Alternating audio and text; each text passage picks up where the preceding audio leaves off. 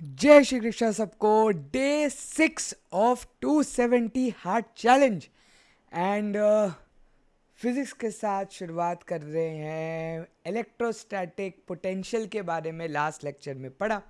I hope आप लोग को समझ में आया होगा। जो मैंने वर्कशीट दी थी उसमें बहुत सारे एक्स्ट्रा क्वेश्चंस भी थे, क्योंकि आज आप लोग को कोई होमवर्क नहीं मिलने वाला। आज जो मैं पढ़ाऊंगा उसी के बेसिस पर जो रिमेनिंग आपके क्वेश्चंस बचे थे उस एक्सरसाइज के अंदर, वो आज आप लोग को ख़त्म करने हैं। ठीक है, तो स्टार्ट करें।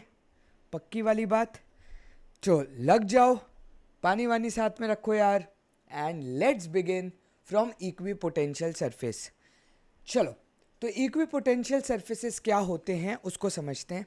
नाम से अगर देखें तो equi potential, equi potential, equi equi equi equal potential, potential जो v की वैल्यू हमने ढूंढी, तो जहां पर पोटेंशियल इक्वल होगा वहां पर क्या होगा, इक्वी पोटेंशियल सरफेस बन सकता है।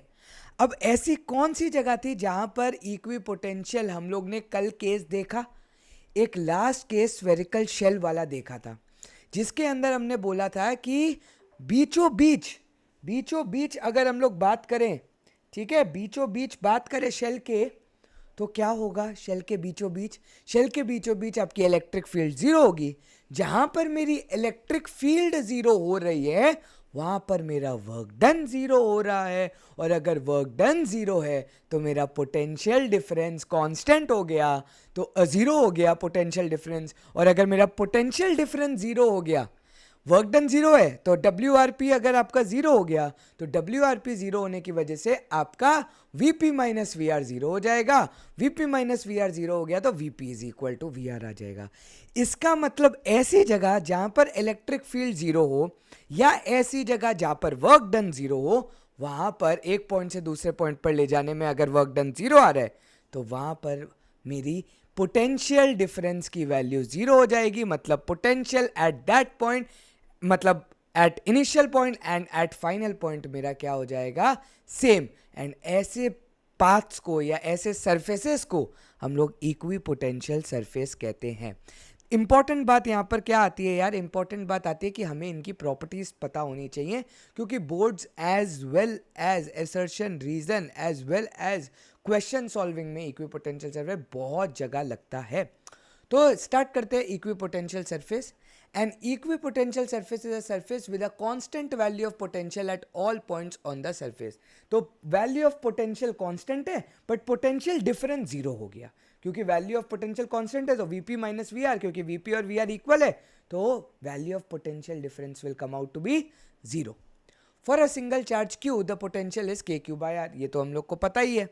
ठीक है, this shows that V is a constant if R is constant. Very good, ये तो एक बहुत ही प्यारी सी और बहुत ही सिंपल सी बात हो गई यहाँ पर कि यार अगर आर मेरा कांस्टेंट है, मतलब इस प्लस चार्ज से अगर मैं आर मेरा कांस्टेंट है, ये आर है, यही आर है, यही आर है, यही आर है, यही आर है, मतलब ये वाला सर्कल पर क्योंकि मेरा आर की वैल्यू सेम है, क्योंकि मेरा एक ही सर्कल है, सर्कल पर आर तो एक ही होगा, तो अगर मेरा आर कांस्टेंट है तो उस पूरे सरफेस पर मुझे जो पोटेंशियल की वैल्यू मिलेगी वो क्या मिलेगी, कांस्टेंट मिलेगी। तो इस पॉइंट पर अगर मैं पोटेंशियल ढूंढूं और इस पॉइंट पर पोटेंशियल ढूंढूं, तो इस पॉइंट पर भी पोटेंशियल की वैल्यू है के क्यू बाय आर, इस पॉइंट पर भी पोटेंशियल की वैल्यू है यार के क्यू बाय आर। तो इसका मतलब मेरा जो पोटेंशियल आ रहा है वो कांस्टेंट आ रहा है।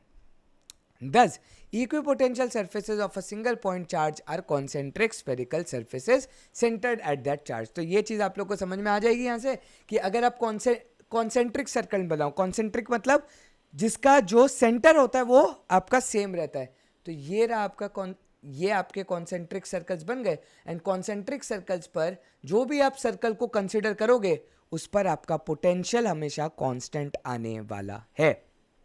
ठीक है, तो ये चीज होती है, these are equipotential surface. ठीक है, इस पूरे सरफेस को हम क्या बोलेंगे, इक्वी पोटेंशियल, पूरे सरफेस को equi potential.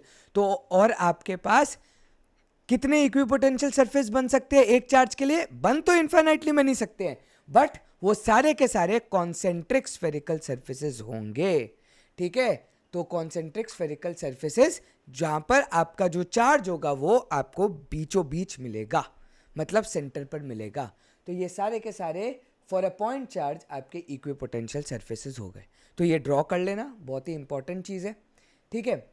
Now the electric field lines for a single charge Q are radial lines starting from और ending at the charge depending on whether Q is positive और negative. ये तो हमें पता ही है, Q positive होगा तो बाहर जाएगी इलेक्ट्रिक फील्ड, क्यू नेगेटिव होगा तो अंदर आएगी electric field. Clearly the electric field at every point is normal to the equipotential surface. Correct बात आ गई बेटा यहाँ पर। मैंने बताया था कि ये चीज़ मैं समझाऊंगा। मैंने नॉर्मल की बात मैंने तुम्हें बताई थी, नॉर्मल का मतलब होता है किसी चीज़ से परपेंडिकुलर। तो हम लोग ने बताया था कि एरिया वेक्टर भी सरफेस से नॉर्मल होता है। तो क्या बताया था मैंने, याद करो। अगर ये मेरा एरिया वेक्टर है, सॉरी सरफेस है, ये मेरा अगर सरफेस है, ये मेरा एरिया वेक्टर हो जाएगा, मतलब परपेंडिकुलर टू द सरफेस।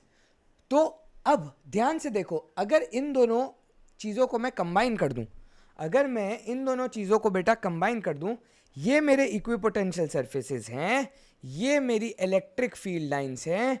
अगर मैं थोड़ा सा ध्यान दूं तो अगर हर पॉइंट पर मैं टेंजेंट बनाऊं, इस पॉइंट की टेंजेंट बेटा कुछ ऐसे होगी, इस पॉइंट की टेंजेंट बेटा कुछ ऐसे होगी, इस पॉइंट की टेंजेंट बेटा कुछ ऐसे होगी, इस पॉइंट पर ऐसे, इस पॉइंट पर ऐसे। क्या मैं यहाँ से देख सकता हूँ कि मेरी जो इलेक्ट्रिक फील्ड है और जो मेरा इक्विपोटेंशियल सरफेस है वो बेटा 90 डिग्री पर है, परपेंडिकुलर है। और क्योंकि इलेक्ट्रिक फील्ड बाहर की तरफ निकल रही है तो we say that electric field is always normal to equipotential surface. So clearly the electric field at every point is normal to the equipotential surface passing through that point. समझ में आ गई बात, समझ में आई बात। This is true in general for any charge configuration. Equipotential surface through a point is normal to the electric field at that point. The proof of this statement is simple. इसका अभी हम लोग proof तो ठीक है, वो तो करेंगे ही करेंगे, अभी हम लोग differentiation में आएंगे, ठीक है, स्लोप फ्लोप का दिमाग लगाएंगे। अभी वो चीज़ ठीक है, वो चीज़ भूलो, अभी बस बेटा ये चीज़ याद रखो, जो चीज़ काम की वो याद रखने वाली है। आप लोग को ये प्रूफ याद नहीं रखना, आप लोग को सिर्फ रिजल्ट याद रखना है, ठीक है।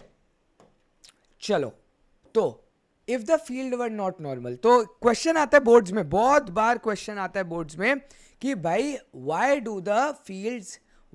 आर फील्ड्स नॉर्मल, ठीक है। अगर फील्ड नॉर्मल ना हो तो क्या दिक्कत आएगी, तो वही चीज़ का एक्सप्लेनेशन इस पूरे पैराग्राफ में है। If the fields are not normal to the equipotential surface, it would have non-zero component along the surface. To move a unit charge against the direction of the component of the field, work would have to be done. But this is in contradiction to the definition of an equipotential surface. There is no potential difference between any 2 points on the surface and no work is required to move a test charge on the surface. The electric field must therefore be normal to the equipotential surface at every point. Equipotential surfaces offer an alternative visual pictures in addition to the picture of electric field lines around a charge configuration. तो इन्होंने बहुत सारी चीज़ें बोल दी हैं, हम उन बहुत सारी चीज़ों को ज़रा ध्यान से समझने की कोशिश करते हैं। अगर तुम वापस इस फिगर पर आ जाओ, तो तुम्हें एक चीज़ पता लगेगी बेटा कि अगर मेरी electric field let suppose normal ना होकर के कुछ ऐसे होती, इलेक्ट्रिक फील्ड बेटा कुछ ऐसे जाती लेट सपोज, ठीक है, इलेक्ट्रिक फील्ड लेट सपोज ऐसे जाती, तो होता क्या, जो टेंजेंट है, जो इस पॉइंट पर टेंजेंट है, आपको बेसिकली उसके अलोंग एक इलेक्ट्रिक फील्ड कंपोनेंट मिलता और आपको ये एक इलेक्ट्रिक फील्ड कंपोनेंट मिलता। अगर ये लेट सपोज थीटा है तो ये आपका ई कॉस थीटा हो जाता और ये आपका ई साइन थीटा हो जाता। अब खुद सोचो, अगर अलोंग द सरफेस मतलब टेंजेंशियल डायरेक्शन में अलोंग द सरफेस के डायरेक्शन में, इधर टेंजेंशियल ये है, इधर टेंजेंशियल ऐसे मिल जाएगा ई कॉस थीटा, इधर ई कॉस थीटा मिल जाएगा, इधर ई कॉस थीटा मिल जाएगा। खुद सोचो, अगर मुझे इलेक्ट्रिक फील्ड का कंपोनेंट अलोंग द सरफेस मिल रहा है, इसका मतलब सरफेस पर इलेक्ट्रिक फील्ड है, और अगर इलेक्ट्रिक फील्ड है दैट वेरी वेल सिग्निफाइज कि एक जगह से दूसरी जगह मूव करने में मुझे काम लगेगा। क्योंकि इलेक्ट्रिक फील्ड है मतलब फोर्स ऑफ अट्रैक्शन या रिपल्शन होगा, और फोर्स ऑफ अट्रैक्शन या रिपल्शन होगा तो एफ एक्सटर्नल फोर्स की वजह जब मैं लगाऊंगा तो मुझे ऑब्वियसली काम करना पड़ेगा, और अगर मुझे काम करना पड़ेगा तो मेरा पोटेंशियल तो जीरो आएगा नहीं। समझ में आ रही है बात? वापस बता रहा हूं, अगर आपका इलेक्ट्रिक फील्ड का कंपोनेंट अलोंग द सरफेस आ रहा है, मतलब सरफेस पर आपकी अगर इलेक्ट्रिक फील्ड आपको प्रोड्यूस होते हुए दिख रही है, तो उस सरफेस पर अगर मुझे चार्ज यहां से लेकर के यहां तक ऐसे circular pathway let's suppose move करवाना है, तो बेटा दिक्कत क्या आएगी कि अगर आपके वहां पर इलेक्ट्रिक फील्ड है तो आपको काम करना पड़ेगा। हो सकता है अट्रैक्शन लग रहा है, फोर्स का रिपल्शन है, मुझे ऐसे उसको लेके जाना पड़ेगा, और अगर मुझे लेके जाना पड़ रहा है मतलब वर्क डन लग रहा है, और अगर वर्क डन की वैल्यू कुछ आ रही है तो Vp माइनस वी क्यू या Vp माइनस वी आर, जो भी आप पॉइंट्स ले रहे हो, वो आपका जीरो थोड़ा ना आ रहा है, वो तो आपकी एक क्वांटिटी आ रही है, और अगर वो आपकी क्वांटिटी आ रही है दैट मीन्स Vp और वी क्यू इक्वल नहीं होंगे। तो अगर आपके सरफेसेस को इक्वी पोटेंशियल होना है तो आपके वहां पर इलेक्ट्रिक फील्ड को जीरो होना पड़ेगा, क्योंकि तभी आप लोग का वर्क डन वहां पर हो पाएगा। ठीक है, आप लोग को वहां पर कंपोनेंट नहीं मिलना चाहिए इलेक्ट्रिक फील्ड का। तो वही चीज उन्होंने लिख दी, to move a unit test charge against the direction of the component of the field work would have to be done, but this is in contradiction to the definition of equipotential surface. वहां पर potential मेरा same होना चाहिए, मतलब work done to move a test charge आपका zero आना चाहिए। तो इलेक्ट्रिक फील्ड इसलिए नॉर्मल होती है। बेसिकली इलेक्ट्रिक फील्ड जीरो होनी जरूरी नहीं है, इलेक्ट्रिक फील्ड जीरो होनी जरूरी नहीं है, बस इलेक्ट्रिक फील्ड उस डायरेक्शन में होनी चाहिए जो कि आपका basically perpendicular to equipotential surfaces है। क्योंकि अगर इलेक्ट्रिक फील्ड जीरो ना भी हो तो अगर उसका डायरेक्शन और हमारे चार्ज का मूवमेंट अगर उन दोनों का मेल ही नहीं खाता तो भाई वर्क डन वैसे भी आपका जीरो हो जाएगा। ठीक है, बेसिकली इक्विपोटेंशियल सरफेस का बेसिक मतलब यह होता है कि moving a charge from one point two another should require zero work done. एक जगह से दूसरी जगह पर अगर आप लोग को चार्ज मूव करवाना है तो बिल्कुल भी काम आपका लगना नहीं चाहिए। अब इलेक्ट्रिक फील्ड मुझे प्रेजेंट हो ना हो मुझे घंटा नहीं फर्क पड़ता, बस मूव करवाने पर मेरा वर्क डन जीरो आना चाहिए। अब वो कैसे आएगा वो हम लोग ने देख लिया है। ठीक है, तो अब देखो equipotential surfaces for a uniform electric field. अब इलेक्ट्रिक फील्ड तो यूनिफॉर्म है, लेकिन मतलब इलेक्ट्रिक फील्ड इज देयर, तो वर्क डन कैसे होगा? अब सोचेंगे, पहले तो इक्विपोटेंशियल सरफेस बनाएंगे। तो इक्विपोटेंशियल सरफेस किस टाइप का बनेगा भाई? एक पूरी की पूरी प्लेन शीट। क्योंकि कुछ सोचो, अगर मेरी इलेक्ट्रिक फील्ड पैरेलल निकल रही है यहां से, parallel electric field, uniform electric field, uniform electric field, uniform electric field अगर आप लोग की निकल रही है तो इस सरफेस को क्या होना पड़ेगा बेटा? Perpendicular to electric field. और अगर ये surface perpendicular to electric field है मतलब ये एक इक्विपोटेंशियल सरफेस हो गया। इसका मतलब अगर मैं यहां से एक चार्ज को उठा करके यहां पर पटक रहा हूं तो भाई क्योंकि इलेक्ट्रिक फील्ड का डायरेक्शन ऐसे है, मुझे काम करने के दौरान तो इलेक्ट्रिक फील्ड का कोई भी मतलब कंपोनेंट तो लग ही नहीं रहा है। तो बेसिकली हो क्या रहा है, इलेक्ट्रिक फील्ड तो बाहर यहां से निकल रही है, लेकिन इस एक्सिस पर अगर ये मेरी एक्स एक्सिस है, ये मेरी वाई एक्सिस है, ये मेरी आपकी जेड एक्सिस है, तो जेड पर तो बेटा there is no component of electric field, मतलब इलेक्ट्रिक फील्ड प्रोड्यूस ही नहीं हो रही। और अगर इलेक्ट्रिक फील्ड मेरी प्रोड्यूस ही नहीं हो रही तो खुद सोच, इलेक्ट्रिक फील्ड जीरो तो एफ एक्सटर्नल की वैल्यू जीरो, अगर एफ एक्सटर्नल की वैल्यू जीरो तो वर्क डन जीरो, और अगर वर्क डन जीरो तो वो इक्विपोटेंशियल सरफेस हो गया।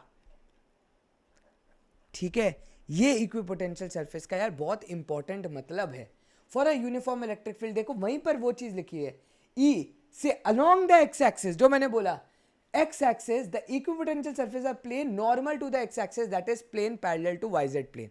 तो ये बेसिकली तुम्हारा वाईजेड प्लेन हो गया क्योंकि एक्स एक्सिस इधर जा रही है। ठीक है, सो इक्विपोटेंशियल सरफेस आपका वाईजेड प्लेन के पैरेलल बन जाएगा।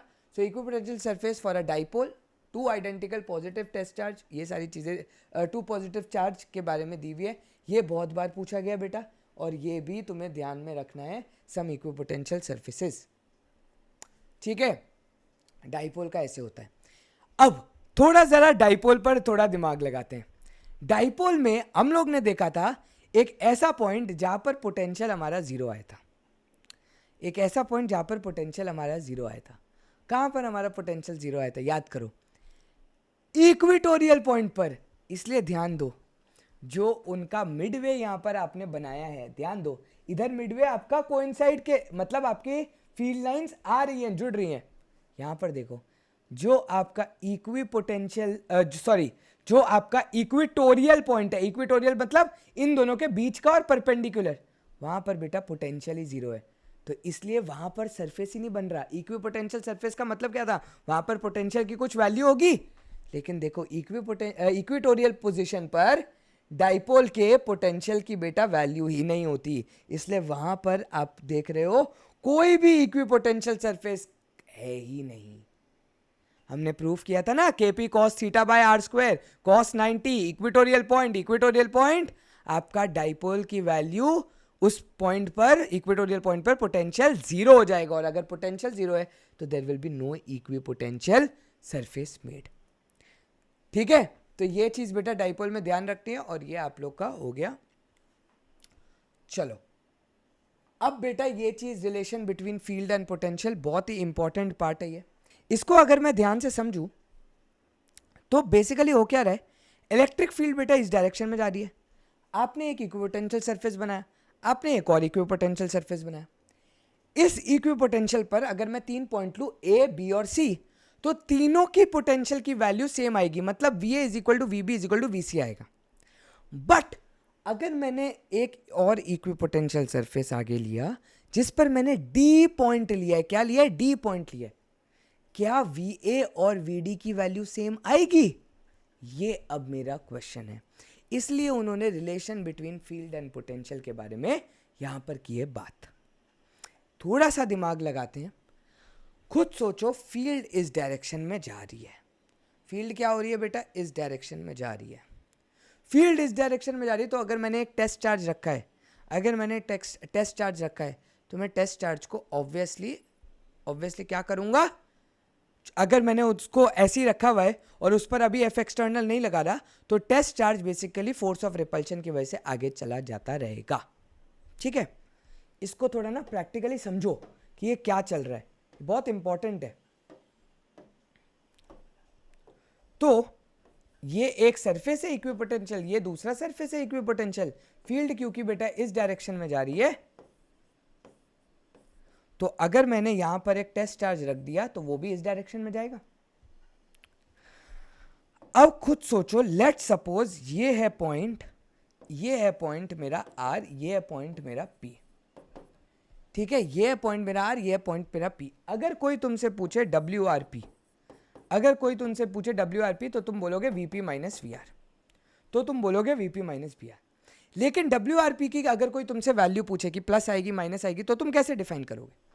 तो बेसिकली तुम खुद सोचो, अगर एफ ई इस डायरेक्शन में लग रहा है तो एफ एक्सटर्नल इधर है, और अगर एफ एक्सटर्नल इधर है, मेरा डी आर वेक्टर का है, डी आर मतलब डिस्प्लेसमेंट वेक्टर का है, मेरा डिस्प्लेसमेंट वेक्टर बेटा, मैं आर टू पी जा रहा हूं, तो मेरा डिस्प्लेसमेंट वेक्टर ये वाला हुआ इस डायरेक्शन में। तो ये बातें तो हम कल ही कर चुके हैं पूरा का पूरा। ठीक है, अब बेटा अगर मुझे इस डायरेक्शन में जाना है, तो work done from R to P will come out to be negative. क्यों नेगेटिव? भाई खुद सोचना, हम लोग वर्क हमेशा एक्सटर्नल फोर्सेस की वजह से निकालते हैं, तो work done by F external वो इस डायरेक्शन में होगा, क्योंकि भाई आप उल्टे डायरेक्शन में हमेशा एफ ई के उल्टे डायरेक्शन में एफ एक्सटर्नल लगाते हो। ये चीज आपको याद रखनी है। दूसरी चीज आप खुद देखो, जो आपका डिस्प्लेसमेंट है वो आपका ऑपोजिट डायरेक्शन में, ये सारी चीजें कल समझाई हैं। अगर डिस्प्लेसमेंट ऑपोजिट डायरेक्शन में, फोर्स अगर ऑपोजिट डायरेक्शन में, डिस्प्लेसमेंट और फोर्स, तो cos 180 डिग्री बन रहा है, और वर्क डन क्या होता है, F R cos theta, cos 180 आ गया तो माइनस एफ आर आ गया, एफ की वैल्यू पॉजिटिव होगी बेटा, आर की वैल्यू पॉजिटिव होगी, क्योंकि हम लोग डायरेक्शन को कंसिडर करके ही सब कुछ देख रहे हैं। तो बेटा हमारा वर्क डन की वैल्यू नेगेटिव आएगी, और अगर मेरी वर्क डन की वैल्यू नेगेटिव आ रही है, मतलब वीपी माइनस वी आर अगर मेरा नेगेटिव हो रहा है बेटा, तो VP is less than V R आ रहा है। इससे मुझे बेटा बेसिकली ये रिजल्ट पता लग रहा है कि जो मेरी इलेक्ट्रिक फील्ड जाती है ना, वो हमेशा हाई पोटेंशियल वैल्यू से, हाई वी वैल्यू से लो वी वैल्यू पर जाती है। Electric field always travel from high potential area to low potential area. यही चीज़ का प्रूफ पूरा का पूरा उन्होंने लिखा हुआ है और यही हम लोग को यहाँ पर पूरा का पूरा समझना भी है।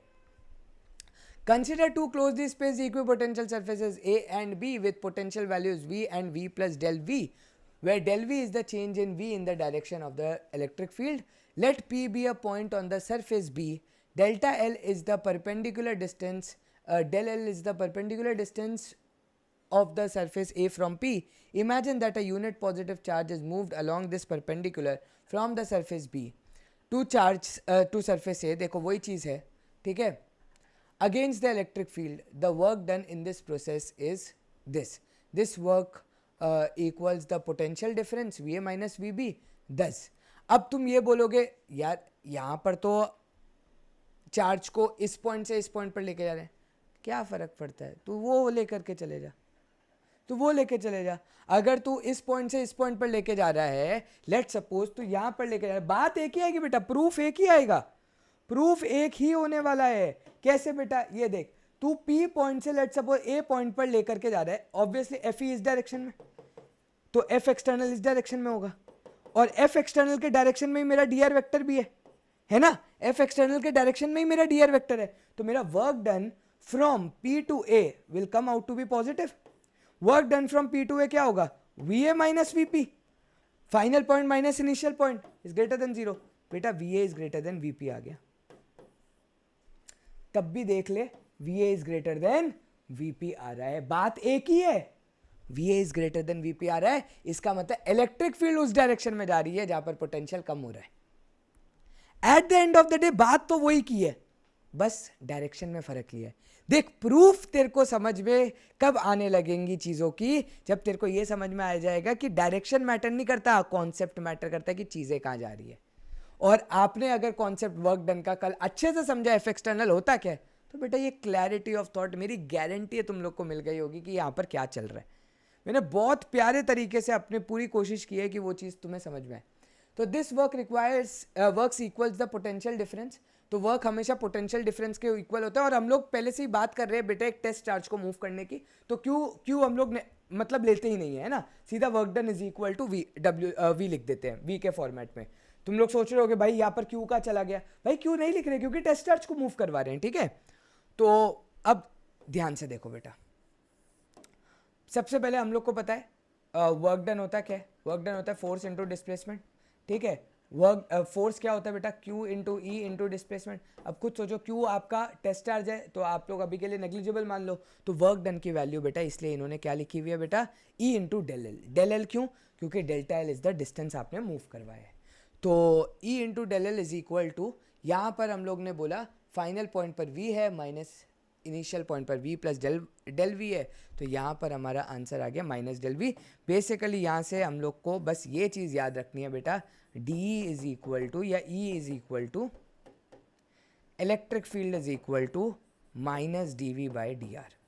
ये चीज़ बस आप लोग को बहुत ही ज़्यादा ध्यान में रखनी है, ये मोस्ट ऑफ जेई के क्वेश्चंस में यूज़ होता है और एक क्वेश्चन आपके टेक्स्ट बुक पे भी है जिसमें मैं ये यूज़ करके आप लोग को प्रूफ करवाऊंगा,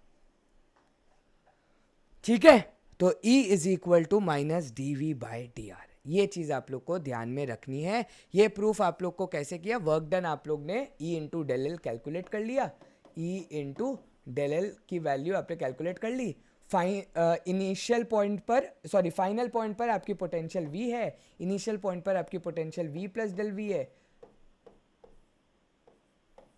जैसे ही आपने माइनस किया E del L is equal to आपका माइनस डेल वी आ गया, तो E is equal to minus del V upon del L, मतलब basically differentiation of V with respect to L या फिर विद रिस्पेक्ट टू R, जो भी आप डिस्टेंस का वो ले रहे हो। तो ये बेटा इसका प्रूफ है, since del V is negative, del V is equal to minus del V, we can write this as this है, मॉड के फॉर्मेट में लिखा है। ये सारी चीज़ें काम की नहीं है इतनी, मेन तो ये रिजल्ट काम का है, ठीक है।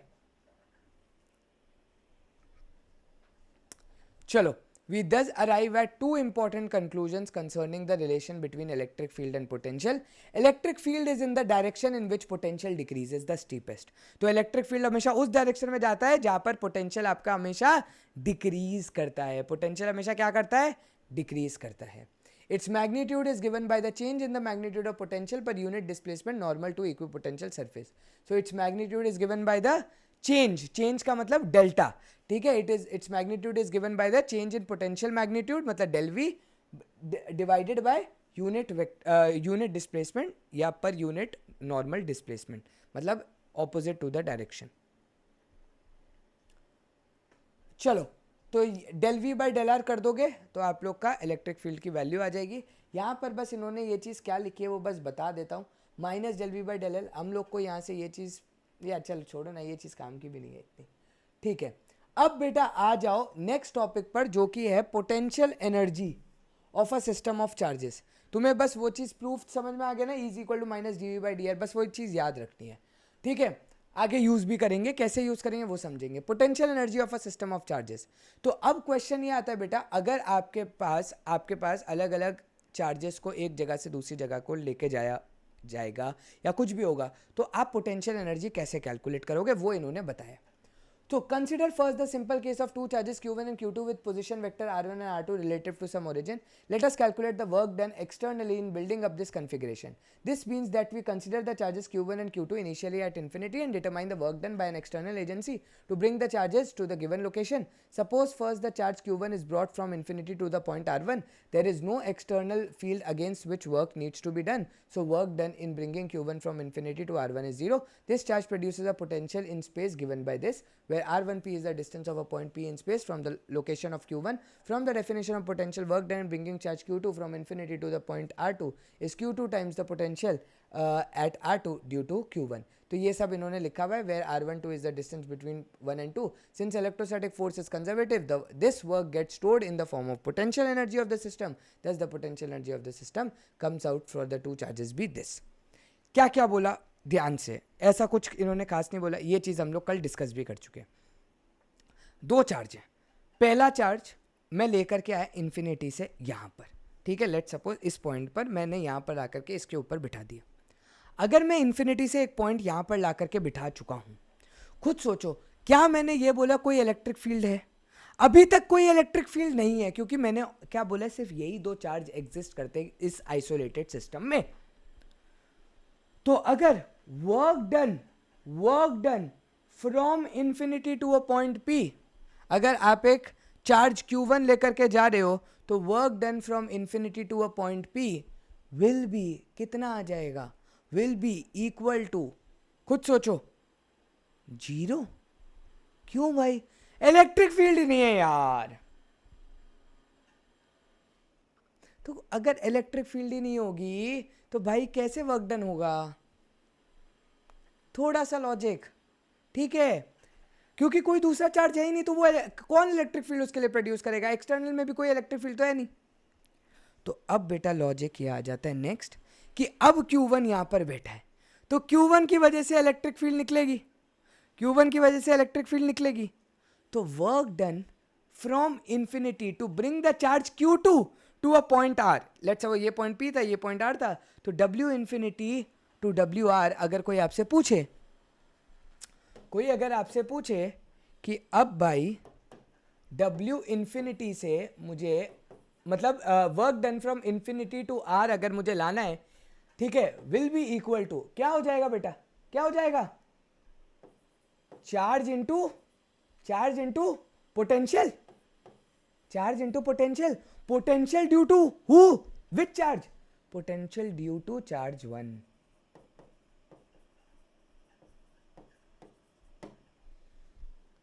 Eight point R.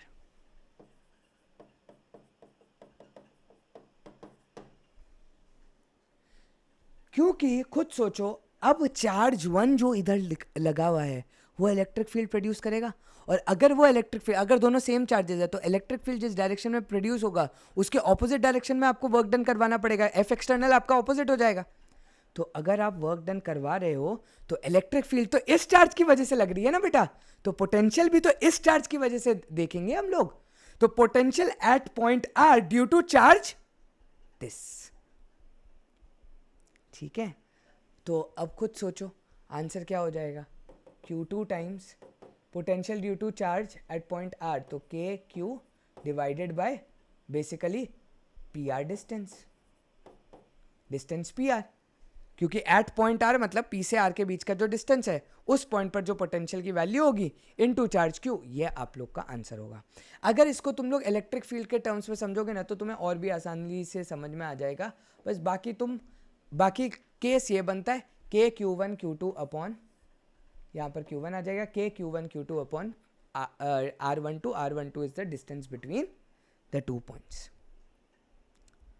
ठीक है, कल हम लोग पूरा टाइम बेटा यही बातें कर रहे थे कि जब तक इलेक्ट्रिक फील्ड नहीं है तो आप लोग का वर्क डन जीरो होगा। तो पहले वाले चार्ज को मैंने पुट कर दिया, दूसरे वाले चार्ज को इसकी वजह से इलेक्ट्रिक फील्ड निकलेगी, इसकी वजह से अगर वो इलेक्ट्रिक फील्ड निकलेगी या फिर इसकी वजह से पोटेंशियल मुझे किसी आर पॉइंट पर कैलकुलेट करना है तो इसकी वजह से पोटेंशियल क्या होगा, के Q1 बाय आर। अब के Q1 बाय आर को अगर मैं जो चार्ज मूव करवा रहा हूँ उसके Q से मल्टीप्लाई कर दूँ तो Q into V will be my work done. कल ही हम लोग ने पढ़ा था वर्क डन क्या होता है, वर्क डन क्या होता है। अब अच्छा मैं एक्चुअली चलो स्टेप्स लिख के बताता हूँ। वो W infinity to R will be equal to VR minus V infinity. V infinity तो जीरो हो गया, मतलब this value will come out to be VR। बेटा अगर ये वैल्यू VR के इक्वल है, VR क्या है, पोटेंशियल एट पॉइंट R, और पोटेंशियल एट पॉइंट R किसकी वजह से होगा, इस चार्ज की वजह से, क्योंकि इसके पास इलेक्ट्रिक फील्ड है तो ये इलेक्ट्रिक फील्ड प्रोड्यूस कर रहा है, तो भाई इस चार्ज की वजह से एक पोटेंशियल भी तो मुझे यहां पर मिलेगा, और उस पोटेंशियल की वैल्यू मेरी क्या है, के क्यू बाय आर है, K Q by R P distance है। समझ में आया, तो इसलिए क्यू इंटू आपका वो हो गया into Q2 V is equal to W by Q होता है ना, टू Q2। तो ये आप लोग का देखो इधर आ गया आंसर। समझ में आई बात, ठीक है, तो ये चीज हो गई। Obviously if Q2 was brought first to its present location, let suppose Q2 आप इधर लेकर के आ गए, कोई दिक्कत नहीं है। Q2 अगर पहले आ गया तो उसके टाइम पर फिर इलेक्ट्रिक फील्ड नहीं थी, तो पहला वाला वर्क डन तो जीरो, पर दूसरा वाला वर्क डन कितना होगा बेटा, वही है इस Q2 चार्ज की वजह से इस पॉइंट पर आप लोग का पोटेंशियल होगा के Q2 बाई आर पी, के Q2 बाई आर पी। अब आप लेकर के आओगे तो Q1 के साथ इस पोटेंशियल की वैल्यू को मल्टीप्लाई कर दोगे तो आपके पास वर्क डन की वैल्यू आ जाएगी, और वर्क डन ही आप लोग का स्टोर होता है in the form of potential energy. तो पोटेंशियल एनर्जी आपका वर्क डन के उसमें कन्वर्ट हो जाएगा, the work done will get converted into stored potential energy. ये हम लोग ने फर्स्ट लेक्चर में बात की थी। सो द पोटेंशियल एनर्जी की वैल्यू फिर भी आप लोग के सेम ही आएगी। More generally the potential energy expression is unaltered whatever way the charges are brought to the specified location because of path independence of work done, ये हम लोग को पता है। Equation is true for any sign of Q1 and Q2 if Q1 Q2 is greater than zero. दोनों की value आप लोग की पॉजिटिव आती है, मतलब दोनों सेम टाइप ऑफ चार्ज है, दोनों पॉजिटिव या दोनों negative, potential energy will come out to be positive. ये तो हम लोग को क्लियरली पता लग रहा है, क्योंकि Q बाई आर पॉजिटिव होगा, इनटू चार्ज करोगे तो आपका पोटेंशियल एनर्जी की वैल्यू पॉजिटिव आ जाएगी।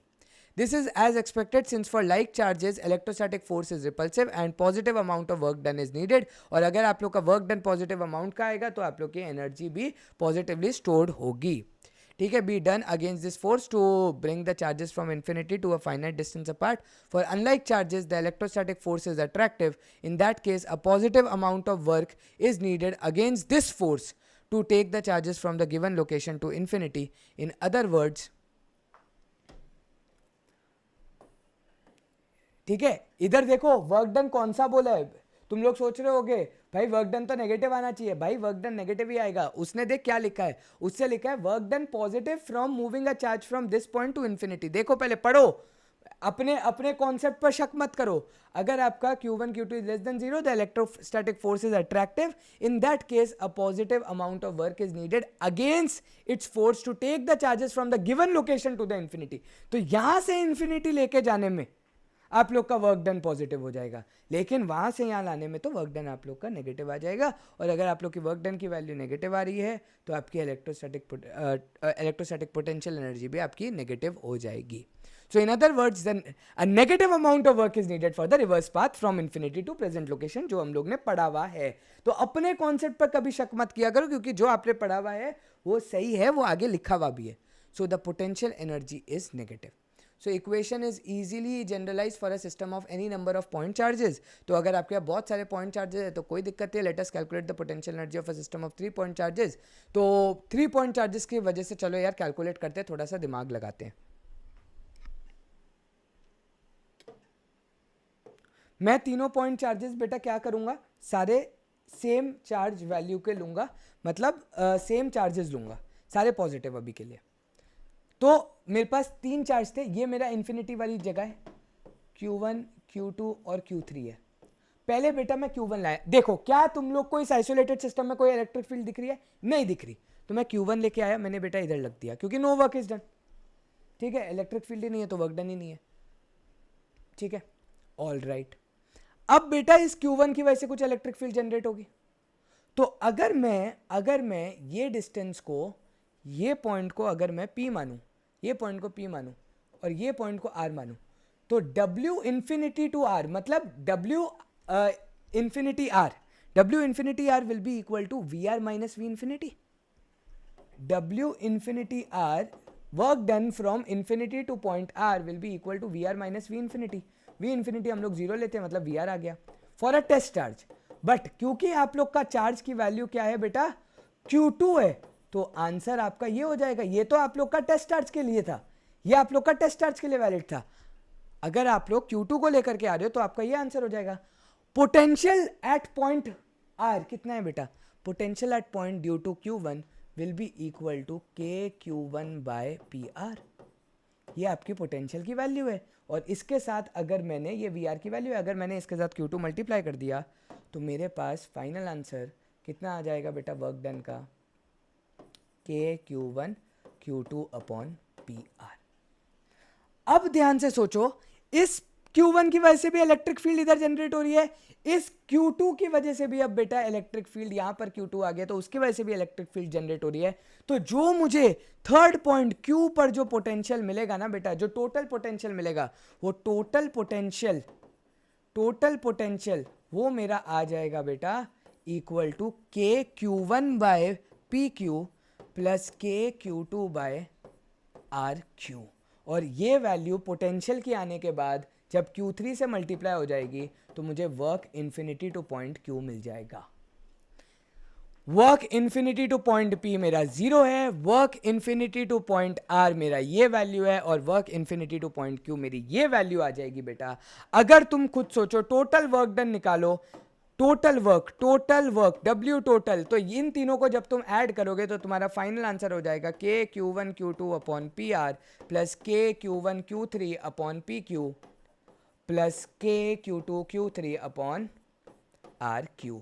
जैसे ये आपका आ जाएगा और यही आपकी पोटेंशियल एनर्जी स्टोर्ड में कन्वर्ट हो जाएगी.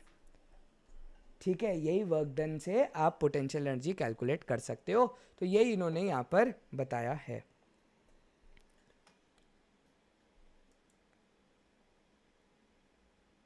ठीक है, तो देख लो बेटा, ये इन्होंने पूरा का पूरा प्रूफ यहीं पर वही चीज़ बताई हुई है. The total work done in assembling the charges at the given location will come out to be this. Again because of the conservative nature हम लोग को पाथ फॉलोड से कुछ नहीं फर्क पड़ता. The final expression for you will be is independent of the manner in which the configuration is assembled. The potential energy is characteristic of the present state of configuration, not the way it is achieved. तो आप लोग को हमेशा present के बारे में सोचना है, ये नहीं देखना है कि वो अचीव कैसे हुआ है. ठीक है, तो ब्रेक लेते हैं, क्वेश्चंस करते हैं यार सॉल्व. एंड आज ज़्यादा नहीं होने वाला, आज बस ये टॉपिक बचे, ये क्वेश्चन है, एक और है, फिर उसके बाद इन एन एक्सटर्नल फील्ड पोटेंशियल है, और फिर ये क्वेश्चन और है, और फिर डाइपोल का टॉर्क है, बस ख़त्म. ठीक है, तो बहुत ही आसान चीज़ें ही बची हैं, ज़्यादा नहीं बचा.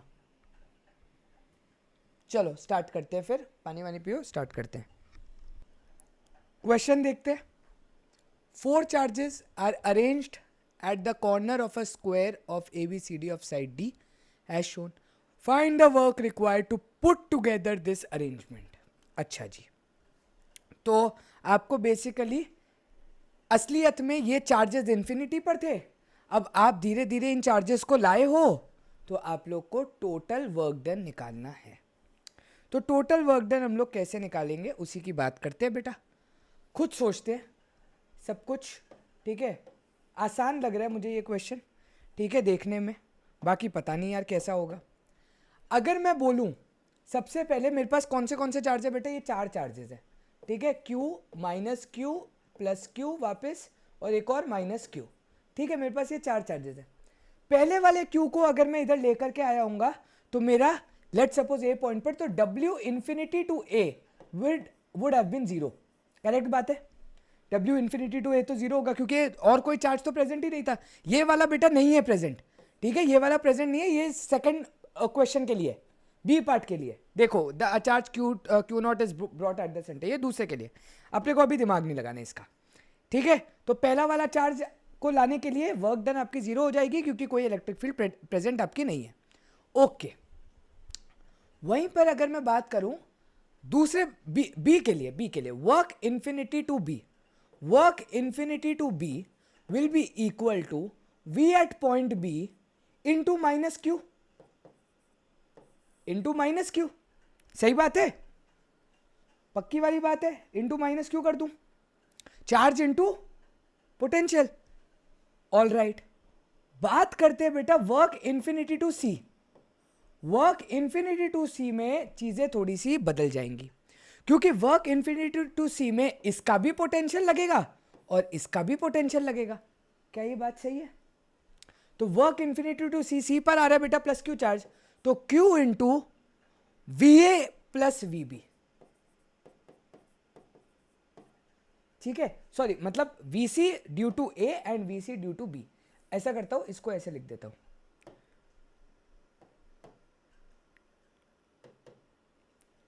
VB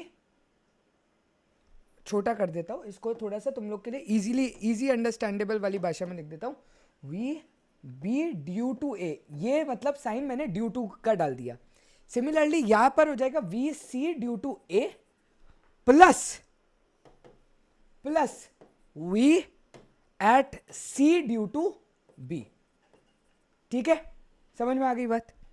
लास्ट वाला बेटा आपका बचा है W infinity to D, W infinity to D मेरा कितना हो जाएगा बेटा, minus Q times minus Q charge की वैल्यू इंटू पोटेंशियल, किसकी वजह से, A की वजह से भी, B की वजह से भी और C की वजह से भी। अब तीनों चार्जेस की वजह से आपको पोटेंशियल यहां पर कैलकुलेट करना पड़ेगा, तो Q times V plus V, तीन चीजें आपके पास, किसकी वजह से, D due to A, D due to B and D due to बेटा C। क्या ये बात समझ में आई, क्या ये बात समझ में आई। जो अभी अभी ऊपर प्रूफ किया था मैंने, सीधा सीधा वही चीज लिखी है।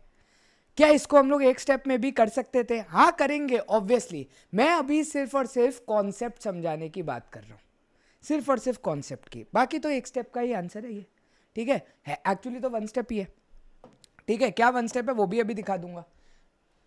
तो total work done WT will be equal to इन सबका एडिशन, तो भाई पहला तो 0 है, मत लिखो, माइनस Q इंटू VBA क्या हो जाएगा बेटा, अच्छा पहले तो इसकी लेंथ क्या है, D है, VBA is KQ due to A है, VB at due to A, ठीक है, तो V मतलब KQ कौन सा चार्ज है, plus Q divided by AB distance, AB कितना है बेटा D, AB कितना है बेटा D, ऑल राइट।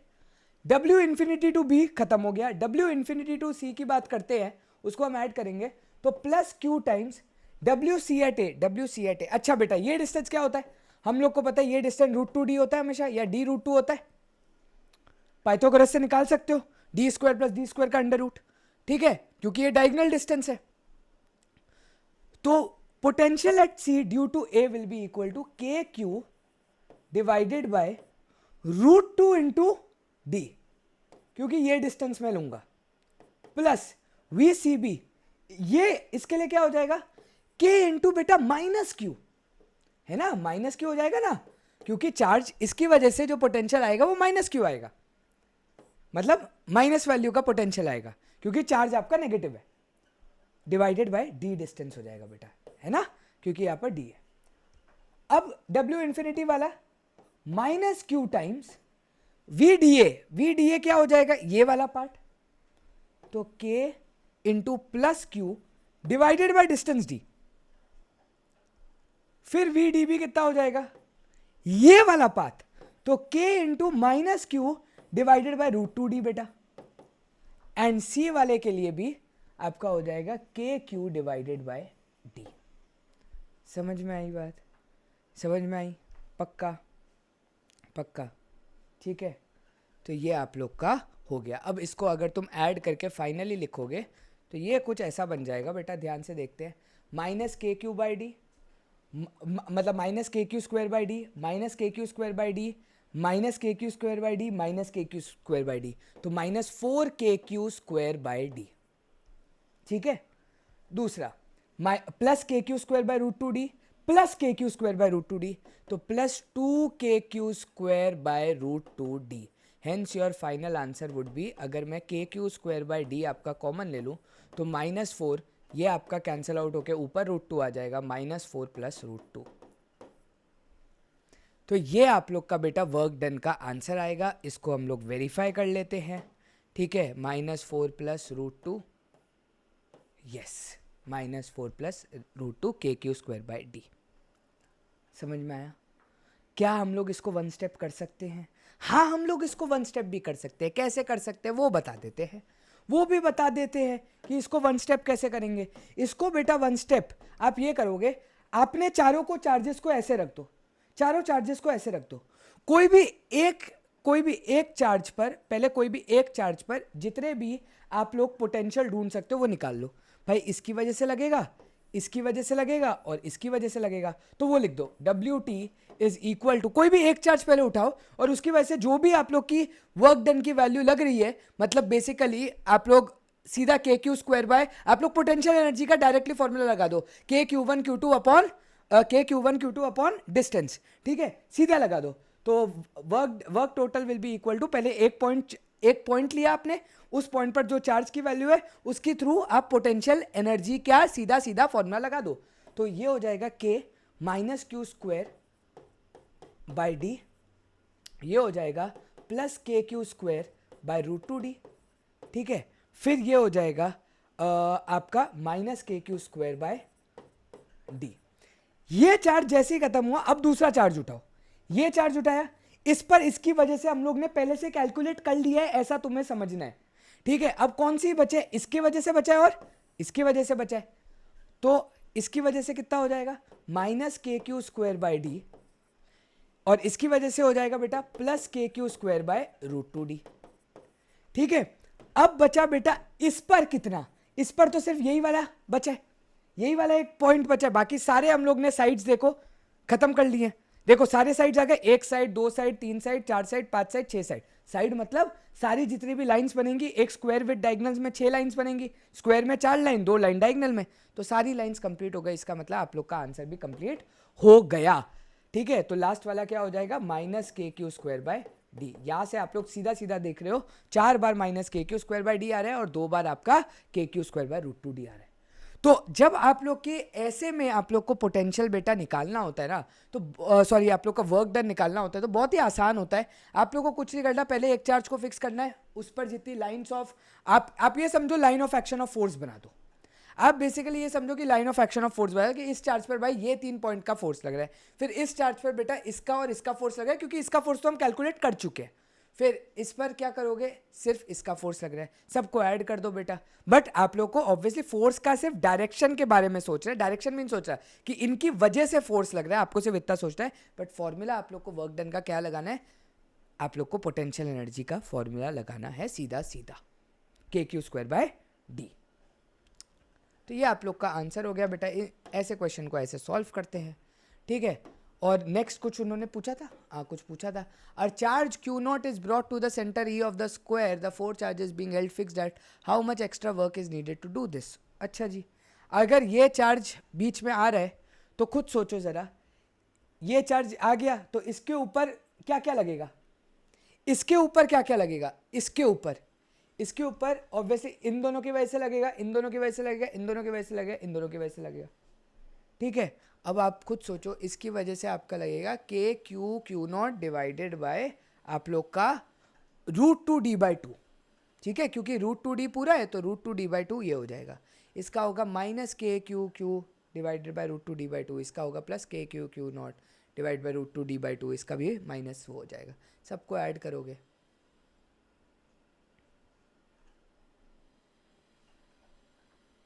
तो 0 आना ही है, तुम लोग ने देख लिया। सो इन्होंने क्या से लिखा है वो भी देख लेते हैं। The extra work necessary to bring a charge Q0 to the point E when the four charges are at A B C D is Q0 into electrostatic potential at E due to the charges A B C D। वही हम लोग ने बोला, वही हम लोग ने calculate किया और सारे आपके कैंसिल आउट हो रहे थे। The electrostatic potential at E is clearly 0 since potential due to A and C will cancel out, due to A and C is cancelled by the B and D का potential, hence no work is required to bring any charge to point। खत्म हो गई बात। इतना simple होता है बेटा ये टॉपिक, ठीक है।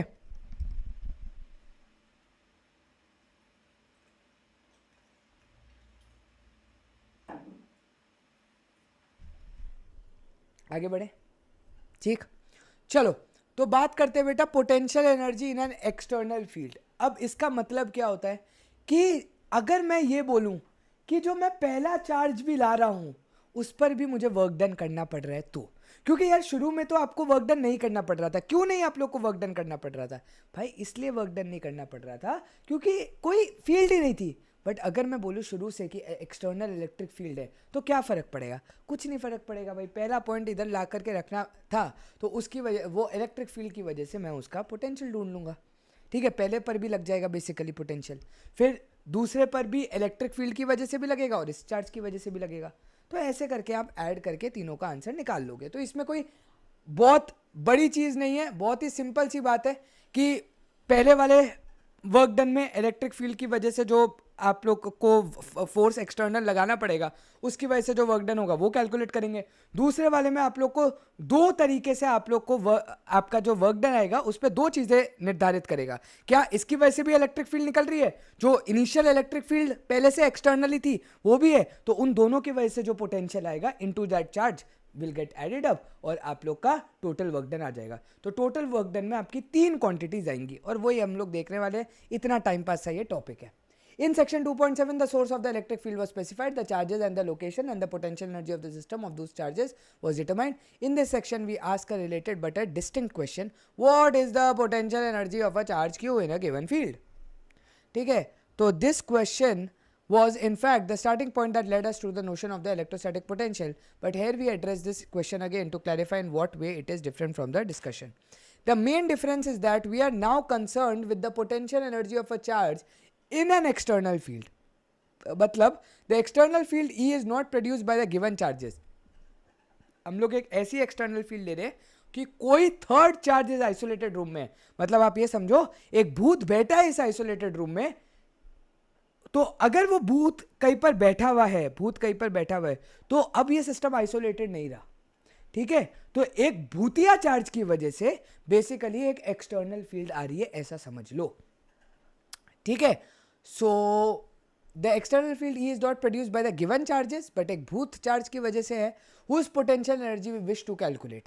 E is produced by sources external to the given charges. The external sources may be known, but often they are unknown or unspecified. What is specified is just the value of electric field. तो हमें ये नहीं पता वो भूत कैसा दिखता है, क्या वो हुस्न परी जाने जहाँ वाली चुड़ैल है या वो गेंडा जैसा बहुत ही गंदा आपका भूत है, तो हमें नहीं पता, ठीक है। तो E is produced by the sources external. The external sources may be known, but electric field की वैल्यू बस आपको known होती है और the electrostatic potential V due to the external sources आप लोग को पता होती है, ठीक है। तो ये है, all right. And we assume that the charge Q does not significantly affect the sources producing the electric field, external field. This is true if Q is very very small. तो यहाँ पर वही बात आ जाती है कि एक्सटर्नल फील्ड में कोई इधर उधर नहीं होगा क्योंकि Q की वैल्यू हम लोग बहुत ज़्यादा छोटी लेंगे। Even if Q is finite, its influence on the external sources will still be ignored as per our calculation. When very strong sources far away at infinity produces a field. ये सारी चीज़ें ठीक है, आपका E फील्ड प्रोड्यूस हो रहा है, उस पर कोई हिंड्रेंस नहीं आएगी, E रहेगा पूरे टाइम, बस आप लोग को इतना ध्यान रखना है। Note again we are interested in determining the potential energy. Note again, हम लोग को potential energy at Q for Q निकालना है in the external field. We are not interested in the potential energy of the sources producing the external electric field. तो जो source electric field निकाल रहा है उसकी वजह से क्या पोटेंशियल होगा, एनर्जी होगा, वो नहीं मुझे कैलकुलेट करना है. जो बाकी चार्जेस की कन्फिग्रेशन अभी आने वाली है इन्फिनिटी से, वो हम लोग को कैलकुलेट करना है. The external field E and the corresponding external potential V. तो उन्होंने external field E and potential due to that external field को वी से सीधा डिनोट कर दिया है. ठीक है.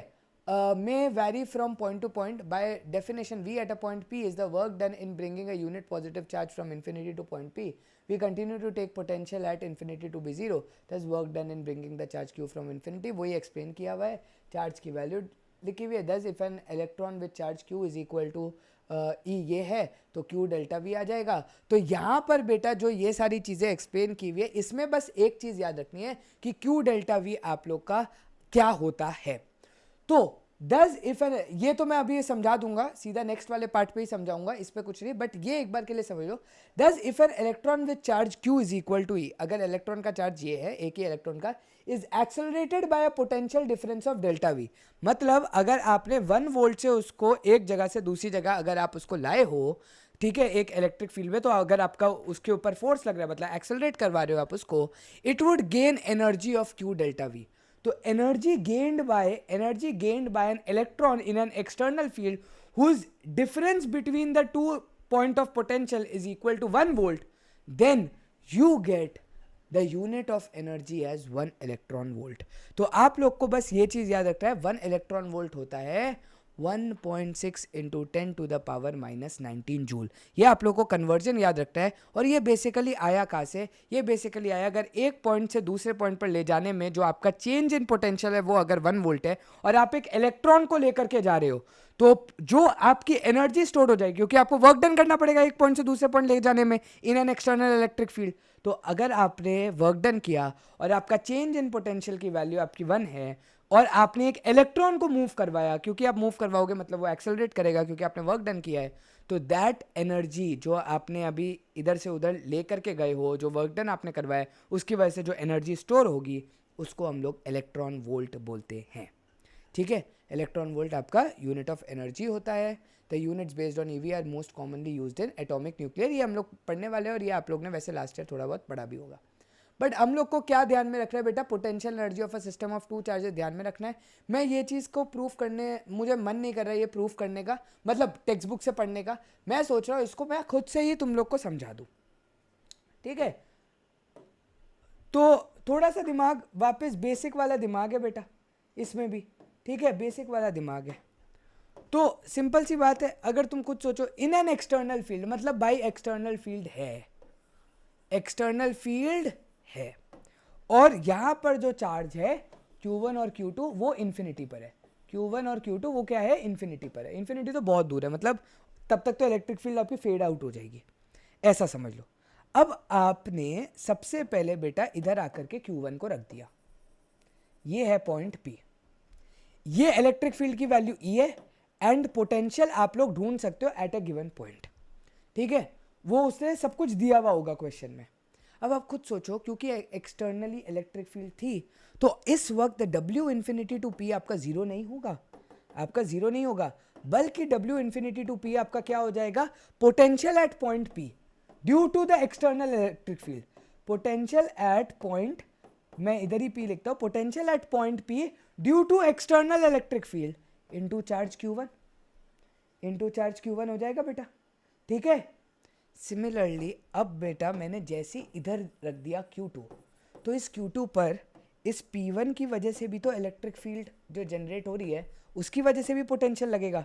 तो यहाँ पर आपकी दो चीज़ें लग जाएंगी, W infinity to point R, W infinity to point R will be equal to Q2 into external V की वजह से जो आपका एट पॉइंट R लग रहा है वो तो आपका लगेगा ही लगेगा, प्लस इन दोनों के बीच जो आपका लग रहा है, मतलब Q2 times potential due to charge, potential due to charge Q1.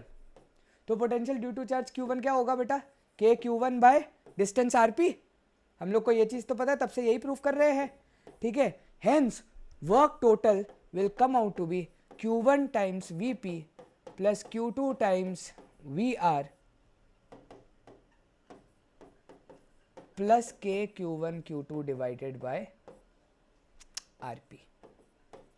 ये आप लोग के पास टोटल वर्क डन आ जाएगा और यही आप लोग के टेक्स्ट बुक पे एक्सप्लेन्ड भी है. तो एज सच इस पर कुछ ज़्यादा नहीं है, यही चीज़ है. इस पर एक क्वेश्चन करोगे तो अभी समझ में आ जाएगा कि क्या होने वाला है. तो क्वेश्चन के लिए एक ब्रेक लेता हूँ क्योंकि यहाँ पर टाइम ऑलमोस्ट कंप्लीट हो रहा है इस वीडियो का. तो फिर स्टार्ट करते हैं. हाँ, उसके बाद चलो फिर यार लास्ट पार्ट है, ख़त्म करते हैं. क्वेश्चन बचा है और टॉर्क बचा है. ठीक है, तो दोनों चीज़ें फटाफट से ख़त्म करते हैं, ज़्यादा दिमाग नहीं लगाते इस पार्ट पर. चलो, तो क्वेश्चन क्या कहता है बेटा, determine the electrostatic potential energy of a system consisting of two charges this and this placed at -9 and +9 centimetre. आपके एक्स एक्सिस पर रखे हुए क्योंकि वाई और जेड कोऑर्डिनेट तो आपका 0 है. ठीक है, and with no external field. तो पहले आपकी एक्सटर्नल फील्ड की वैल्यू भी नहीं है, तो दो चार्जेस रखे हुए हैं, तो दो चार्जेस पर आपको पोटेंशियल एनर्जी ढूंढनी है. तो ये तो हम लोग ने बेटा डायरेक्टली सॉल्व किया हुआ है क्वेश्चन. हम लोग ने बोला था कि अगर आपके पास दो चार्जेस है तो सीधा सीधा आपकी पोटेंशियल एनर्जी की वैल्यू क्या हो जाएगी, के Q1 Q2 अपॉन आर. तो 9 इंटू 10 की पावर 9 इंटू Q1 जो कि है 7 माइक्रोकुलम. यार अब दिक्कत ये आएगी, बहुत लंबा कैलकुलेशन तो नहीं करना पड़ेगा, डिवाइडेड बाय आर. आर कितना है, अच्छा आर होता है बेटा टोटल डिस्टेंस. टोटल डिस्टेंस यहाँ पर मेरे पास आ जाएगा 18 सेंटीमीटर क्योंकि ये आप लोग का है +9,0,0, ये आपका -9,0,0. तो आपका टोटल डिस्टेंस बेटा 18 सेंटीमीटर हो गया. तो 18 सेंटीमीटर को 18 इंटू 10 की पावर -2 लिख दूंगा. यहाँ से ये कैंसिल हो गया, यहाँ से ये कैंसिल हो गया. आंसर आ जाएगा तुम्हारा 7 -7 इंटू 10 की पावर -3 10 की पावर -1 मतलब -0.7 जूल्स. ठीक है, -0.7 जूल्स पोटेंशियल एनर्जी कैलकुलेट किया ना बेटा. तो ये आपका आंसर आ गया. ठीक है, इसमें कोई इतना मैंने कुछ बड़ा नहीं लगाया, इसलिए मैंने डायरेक्टली बता दिया. हम लोग को तो फॉर्मूला पता है, potential energy due to 2 point charges आप लोग का ये होता है सीधा K Q1 Q2 upon are. और अगर तुम्हें तरीका भी याद है तो मैंने अभी अभी बताया था, एक पॉइंट को फिक्स करो पहले, उस पर ढूंढ लो और फिर दूसरा पॉइंट तो आपका वैसे ही ऑक्यूपाइड हो जाएगा. तो ये खत्म हो गया. मेरे हिसाब से यही होना चाहिए इसका आंसर, -0.7. ठीक है, हाँ यही है बेटा आपका आंसर, -0.7 जूल्स. ठीक है, how much work is required to separate the two charges infinitely away from each other. तो सिंपल सी बात है, ये जो हम लोगों ने पोटेंशियल एनर्जी ढूंढी, ये इन्फिनिटी से यहाँ की ढूंढी. इन्फिनिटी से यहाँ की पोटेंशियल एनर्जी जब हमने ढूंढी तो हमारी आई -0.7 चार्ज कन्फिग्रेशन की. जब मैं यहाँ से इनको सेपरेट करके वापस इन्फिनिटी पहुंचा दूंगा तो इसके ऑपोजिट साइन की एनर्जी लगेगी. तो आंसर हो जाएगा +0.7. वही आंसर है. वरना आप लोग यहाँ से ये भी बेसिकली कर सकते हो, क्या, W initial point to infinity, W initial point to infinity will be equal to potential energy at infinity minus potential energy over here. Potential energy at infinity is 0, potential energy over here is -0.7. दोनों को subtract करोगे answer +0.7 joule आ जाएगा. वो इन्होंने करके बताया है. All right. अच्छा एक सेकेंड, तो अब बेटा हम लोग करते हैं यार थर्ड क्वेश्चन. सॉरी, ठीक है, वो बीच में अभी आज सुबह बना रहा हूँ ना, तो वो थोड़ा सा काम चल रहा है.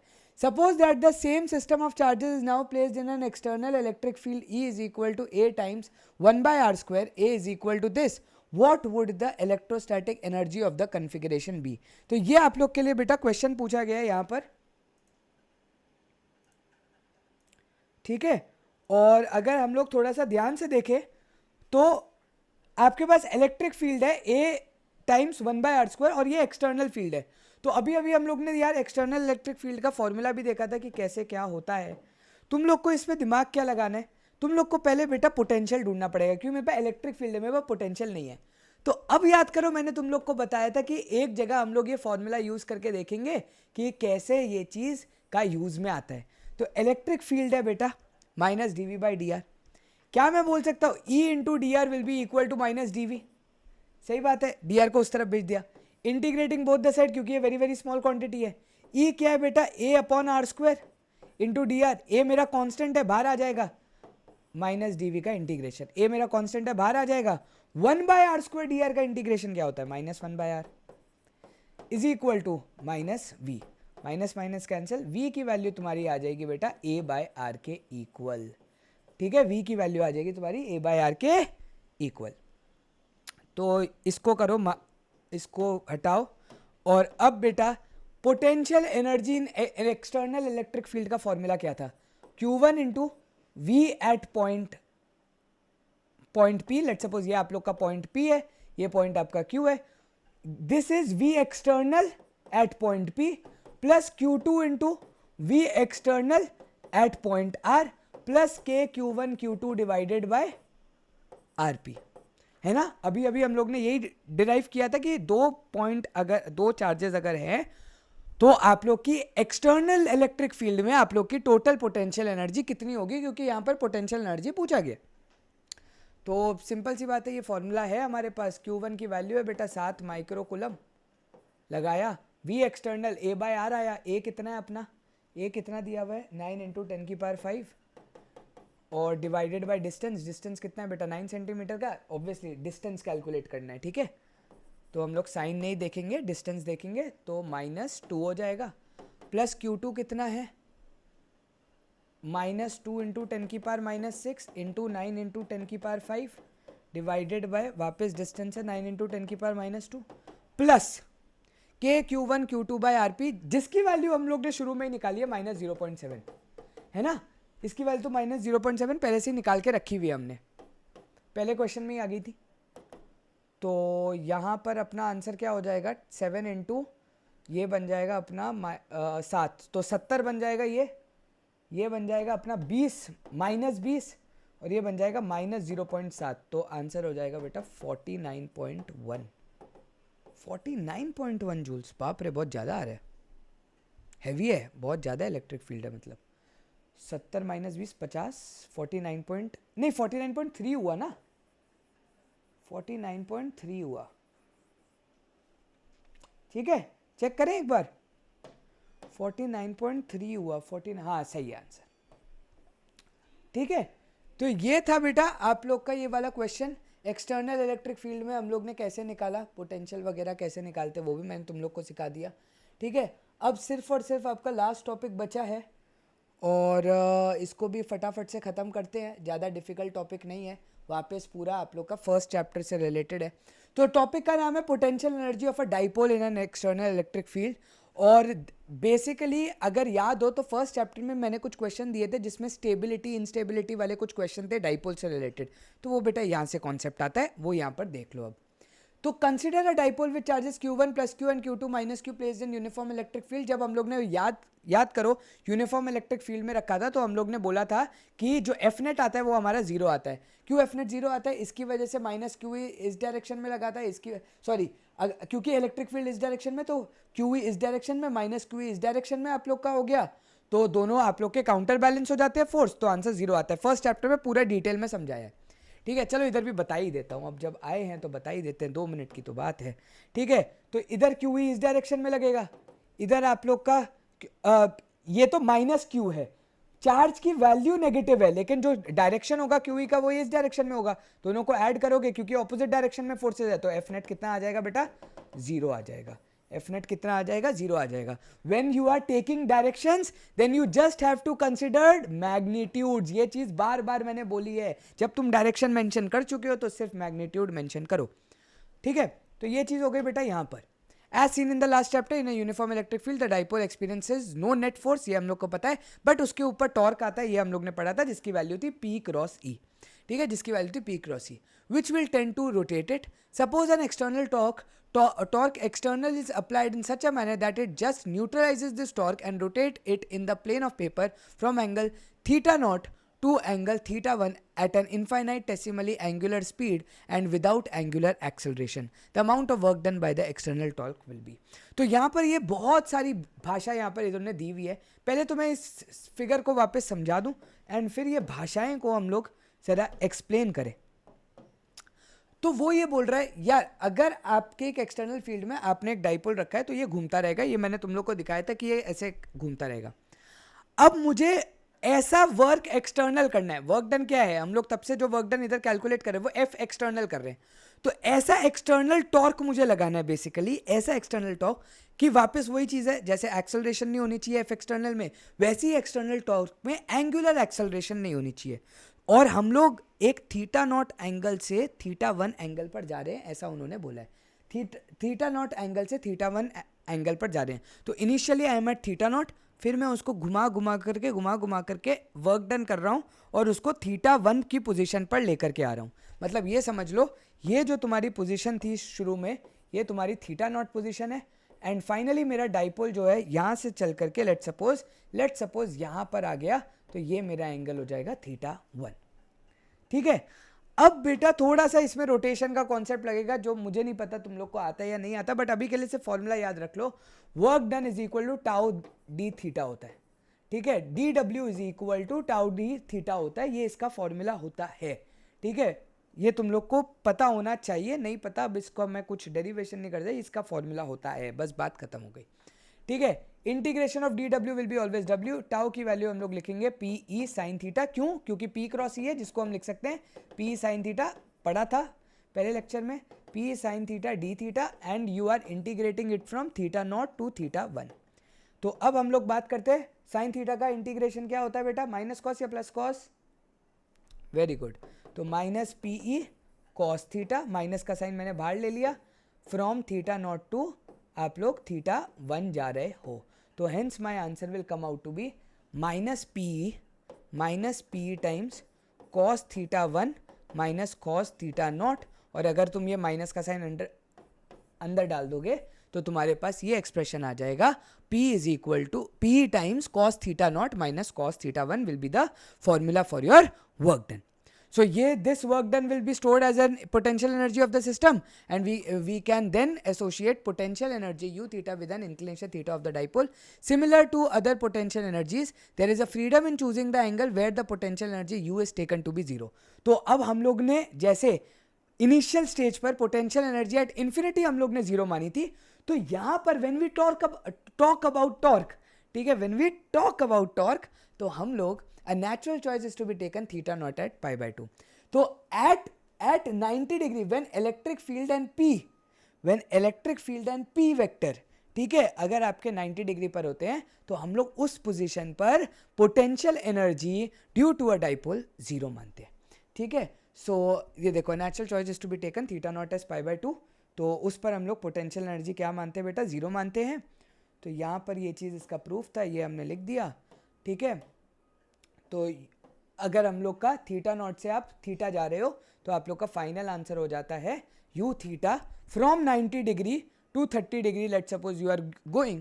ठीक है, फ्रॉम 90 डिग्री, पहले 90 डिग्री है, अब 30 डिग्री है आप लोग का एंगल, तो आप लोग का आंसर आ जाएगा माइनस, क्योंकि cos pi by 2, theta naught तो आपका पाई बाय 2 ले रहे हैं हम लोग, तो cos pi by 2 is zero, zero minus cos theta is minus cos theta, तो माइनस पी कॉस थीटा मतलब माइनस पी डॉट ई आप लोग कंसिडर कर सकते हो।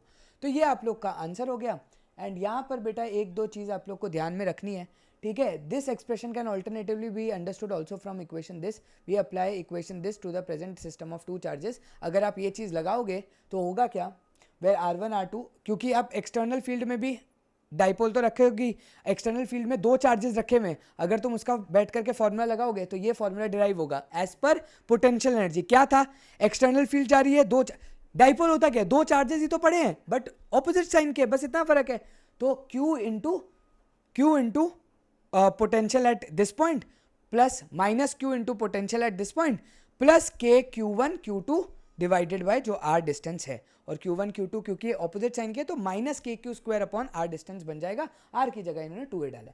So here R1 and R2 denote the position vectors of plus Q and minus Q. Now the potential difference between position R1 and R2 equals the work done in bringing a unit positive charge against field from R2 to R1. The displacement parallel to the force is 2a cos theta. तो यहाँ से ये चीज़ derive हो रही है। We note that U dash theta differs from U theta. इन्होंने U dash theta क्यों निकाला है ये तुम लोग को अभी दिमाग लगाने की ज़रूरत नहीं है। By a quantity which is just a constant for a given dipole.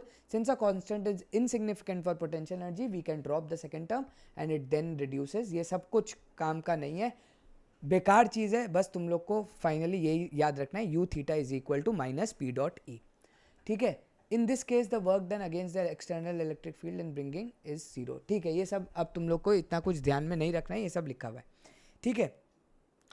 तुम लोग को बेटा एक चीज़ और ध्यान में रखनी है, उससे पहले मुझे एक छोटा सा ब्रेक लेना पड़ेगा क्योंकि बुलाया जा रहा है मुझे। 1 मिनट 2 मिनट दो, मैं आया, ये क्वेश्चन करना है हम लोग को ख़त्म, और मुझे बस एक लास्ट चीज़ बतानी है and then your topic will get over, ठीक है। ऑल राइट, लास्ट पार्ट, और हार्डली 5-7 मिनट लगेंगे। ये क्वेश्चन बहुत सिंपल सा ही है, हम लोग को बस ये क्वेश्चन और जो वो स्टेबिलिटी वाला है वो बस मुझे बताना है फटाफट से, मैं ख़त्म करूँ। A molecule of a substance has a permanent electric dipole moment of magnitude, तो डाइपोल मोमेंट की वैल्यू दी हुई है बेटा यहाँ पर, ठीक है। डाइपोल मोमेंट की वैल्यू दी हुई है, मतलब पी की वैल्यू दी हुई है ना, मतलब क्या दिया हुआ है बेटा, पी की वैल्यू दी हुई है 10, मैग्नीट्यूड दिया हुआ है 10 की पावर -29 कूलम मीटर, ठीक है। A mole of this substance is polarized by applying a strong electrostatic field of magnitude, तो इलेक्ट्रोस्टैटिक फील्ड दी हुई है। पोलराइज का क्या मतलब होता है वो हम लोग अभी पढ़ने वाले, नेक्स्ट सेक्शन वही है हमारा। 10 की पावर 6 वोल्ट पर मीटर ये दिया हुआ है। The direction of the field is suddenly change by an angle of 60 degree, तो 60 डिग्री से आपका एंगल चेंज कर दिया गया है।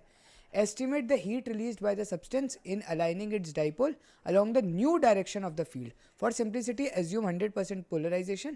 ठीक है, तो अब सिंपल सी बात है बेटा, सबसे पहले आप लोग का सबसे पहले ये समझने की कोशिश करते हैं कि डाइपोल का स्टार्टिंग अरेंजमेंट क्या था, क्योंकि सिंपल सी बात है, हीट एनर्जी रिलीज निकालना मतलब मुझे बेसिकली पोटेंशियल एनर्जी निकालना है, और हम लोग ने देखा था कि पोटेंशियल एनर्जी का हम लोग का फॉर्मूला आया था बेटा, P times cos theta 0 theta naught minus cos theta 1, ठीक है, ये मेरे पास आया था।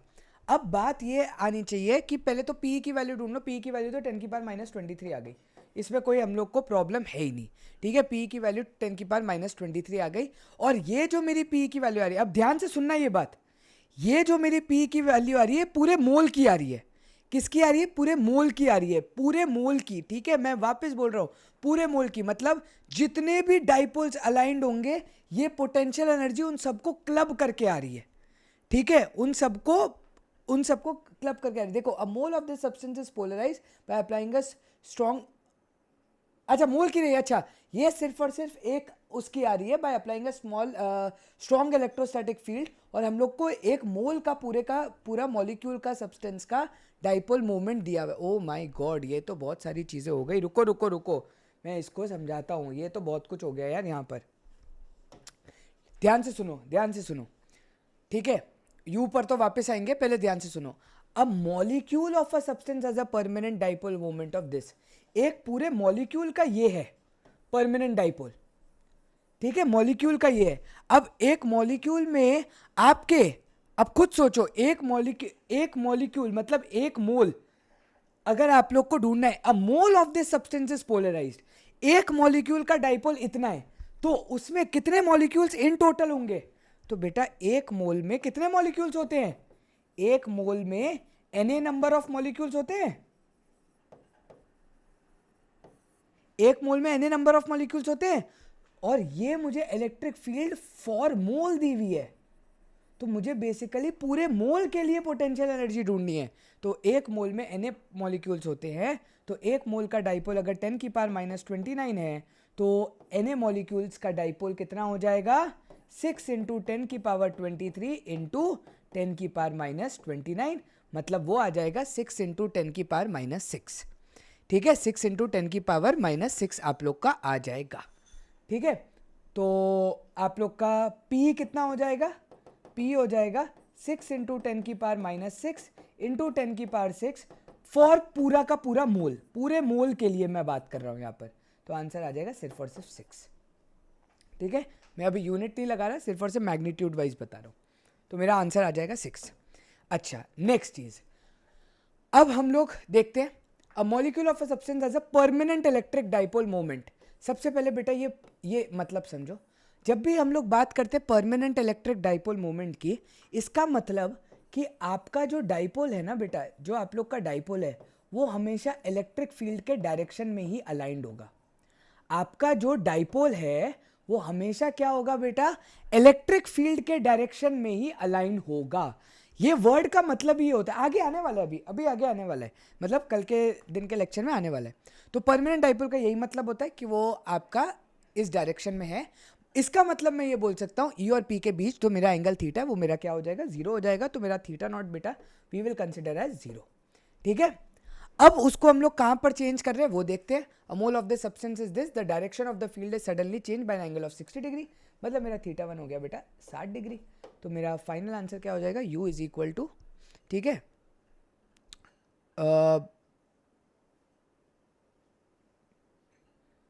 इन लोग ने क्या किया है, हाँ, so there is a loss in potential energy, this must be the energy release by the substance in the form of heat. ठीक है, हाँ सही आ रहा है हम लोग का, हाँ ठीक है, उन्होंने वैल्यू वैसे निकाली है। ठीक है, तो अगर हम लोग ढूंढे उधर से तो p की वैल्यू बेटा 6 है, cos 0 की वैल्यू होती है 1 माइनस आपकी cos 60 की वैल्यू हाफ आ जाएगी, hence the answer will come out to be 3 joules. ठीक है, आप लोग का आंसर 3 जूल आएगा, देख लो अपना आंसर और इनका आंसर मैच कर रहा है। तो ये जो 3 जूल आपकी पोटेंशियल एनर्जी आ रही है ये आप लोग की क्या हो जाएगी, हीट लॉस में निकल जाएगी और 3 joule will be your answer. समझ में आया? So there is loss in potential energy, this must be the energy release by the substance in the form of heat. ठीक है, पोटेंशियल एनर्जी अगर किसी चीज़ का नेगेटिव होता है तो मतलब वो स्टेबल होता है। आप ये चीज़ को समझो, मैं हमेशा ये चीज़ आप लोग की लिखी हुई थी वर्क एनर्जी पावर में। ठीक है, आप लोग के ग्रेविटेशन में भी यही था, पोटेंशियल एनर्जी हमेशा किसी सिस्टम की नेगेटिव ही आती है। ठीक है, तो ऐसा होता है, ये सारी चीज़ें आगे की बातें ऑब्वियसली जब मैकेनिक्स पर जाएंगे तो पढ़ेंगे। तो यार अब बात करते हैं स्टेबिलिटी की। ठीक है, तो स्टेबिलिटी का क्या मतलब होता है, कब आप लोग का एक डाइपोल स्टेबल होगा? आप लोग का डाइपोल बेटा तब स्टेबल होगा जब इलेक्ट्रिक फील्ड और डाइपोल आप लोग के एक ही पोजीशन में।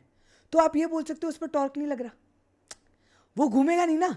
खुद सोचो, अगर ये आपने इधर रख दिया, इलेक्ट्रिक फील्ड भी इसी डायरेक्शन में और आप लोग का डाइपोल मोमेंट भी इसी डायरेक्शन में, ठीक है, तो होगा क्या, क्या होगा खुद सोचो। इस पर जो जो आप लोग का एफ नेट है वो तो जीरो, जो आपका टॉर्क भी है वो भी जीरो।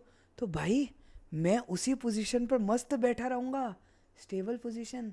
खुद सोचो, बंद कमरा है, मम्मी संडे को घर पर है, पापा संडे को घर पर है, और आपने गलती से रूम को कर दिया लॉक और आपने पहने अपने ईयरफोन्स और मस्त आप लेट चुके हो अपने बिस्तर पर, एसी चला के सो रहे हो गर्मी में और आराम से सो रहे हो।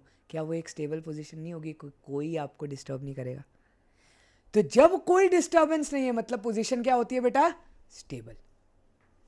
समझ में आया? पोजीशन क्या होती है, स्टेबल। अनस्टेबल पोजीशन हम लोग 180 डिग्री पर लेते हैं। 180 डिग्री मतलब माइनस क्यू इस तरफ, क्यू इस तरफ, इलेक्ट्रिक फील्ड इस तरफ। ठीक है, एफ नेट अभी भी जीरो आएगा, बट उसको अनस्टेबल क्यों बोलते हैं उसको जरा ध्यान से समझो। आपकी इलेक्ट्रिक फील्ड इसलिए टॉर्क आपका जीरो आएगा, लेकिन आप खुद देखो, इलेक्ट्रिक फील्ड बेसिकली और जो आपका मोमेंट है वो हमेशा अगर हम लोग का डायरेक्शन ऑफ इलेक्ट्रिक फील्ड में मोमेंट हो जाए तो हमारे लिए बहुत आसान है दोनों का वो लेना, वैल्यू की उसकी वैल्यू को बेसिकली सॉल्व करना। ठीक है, जो वर्क डन हो जाएगा उसमें आप लोग की वैल्यू में थोड़ा सा चेंज आएगा। ठीक है, उस पर आप लोग की वैल्यू में चेंज आएगा।